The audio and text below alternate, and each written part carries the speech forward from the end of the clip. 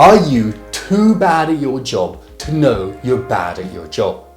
You might be suffering from the Dunning-Kruger Effect. David Dunning and Justin Kruger discovered that people with low levels of competence are more likely to overestimate their ability, and people with high levels of competence are more likely to underestimate their ability.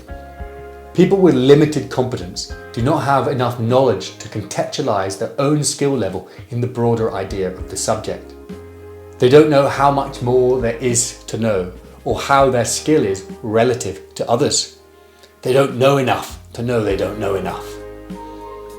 On the other side, competent people might underestimate their ability because they assume if it comes easy to them, it must come easy to everybody. They also tend to have enough knowledge to understand the vastness of the subject, which can make them feel like they know very little in comparison. This can be damaging for both the over and the underestimator. People who overestimate their ability fail to push themselves or learn more about the subject, assuming they've already nailed it. What's more, they're more likely to share their information, thinking that everybody else is benefiting from their expertise. People who underestimate their ability don't apply for top jobs and are reluctant to share their information, robbing us all of their expertise. To make sure you aren't a victim either way, one of the simplest forms of breaking the cycle is asking for feedback, or even more directly, just asking, am I good at this, to trusted friends and colleagues. Seek out material like books and podcasts and see what experts are saying about the subject, and perhaps it will give you a better grounding in where you stand. When we became the first people to kayak the entire Northwest Passage, I suffered from the Dunning-Kruger Effect. I'd only kayaked before with people who were my level, and I excelled. And I assumed I was an expert. So I set out to the Arctic with 3 elite kayakers. And on the first night, as I struggled to keep up with them, it became abundantly clear to me and everybody else just where my skill set really stood. We were all worried. A combination of patient coaching from my teammates and humility on my part, opening myself up to a willingness to learn, meant that I improved quickly. And ironically, as I improved, I got more nervous. I gained enough experience to realize how little experience I had and began to wonder if it was safe for me to be there. So I experienced the Dunning-Kruger effect on both sides. I wasn't experienced enough and I overestimated my ability. And then when I began to gain experience, I began to underestimate my ability. This can be bad on a broader sense, not just for individuals, but for entire companies who have staff over and underestimating their ability across the board. To break this cycle, first, you should foster a culture of feedback.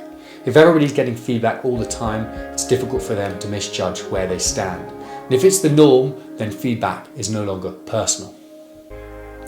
Promote learning. The problem with people who overestimate their ability is they don't learn enough to realize they need to learn more. But if learning is the norm and everybody's doing it and it's engaging and interesting, then people will take part and they'll break the cycle whether they know they're part of the cycle or not. Collaboration will also break the cycle because it allows staff to gauge their skills against other employees. Introducing objective standards is a good way to pull back the Dunning-Kruger effect because it's no longer subjective. You'll be able to specifically measure where your skills stand. Ultimately, it is difficult to break the Dunning-Kruger effect, particularly for people who are overestimating their abilities, because it requires self-awareness and humility.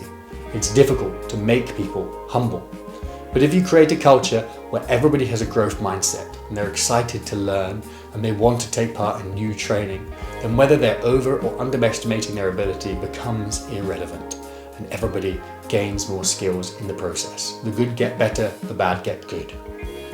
But a word of warning, a little bit of a lack of self-awareness can be a good thing. Overestimating your ability makes the seemingly impossible within your reach. After all, I never would have kayaked the Northwest Passage and become European Adventurer of the Year without a dose of self-delusion about my kayaking. It gave me the gumption to start something which surely I shouldn't have. In fact, studies have shown that high performers all have rose-tinted goggles just a bit about their own ability. It gives them that energy and excitement to try big goals and to achieve big things. So it's a balance. But there's no downside to gaining more knowledge and learning. So, if you foster a culture of learning within your company, you'll benefit not just from people gaining more knowledge, but also gaining more self-awareness. Then hopefully, you'll no longer be too bad at your job to know you're bad, or too good at your job to know you're good. If you want to become hardier, happier, and more fulfilled by learning about resilience, then subscribe by the button above.